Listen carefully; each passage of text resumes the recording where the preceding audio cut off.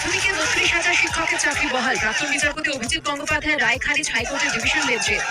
কলঙ্কিত হলাম, কষ্ট করে পড়াশোনা করে চাকরিটা পেয়েছি।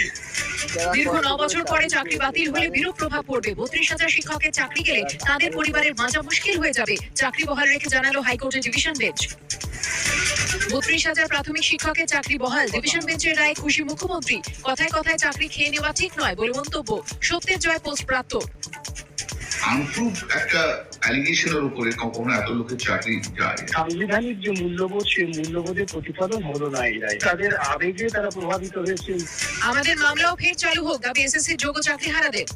আমাদের কেস অবশ্যই এটা রিওপেন হওয়া দরকার। অপরাধীরা কিন্তু বেঁচে যাচ্ছে, আমাদের বক্তব্যটা শোনা হোক। ১৬ নিয়োগে অংশ নেওয়া গ্রুপ সি ও ডির যোগ্যদের তালিকা প্রকাশের নির্দেশ হাইকোর্টে। নির্দিষ্টভাবে চিহ্নিত অযোগ্য নন, তাদের তালিকাও প্রকাশ করতে হবে, নির্দেশ বিচারপতি অমৃতা সিনহার। নজরে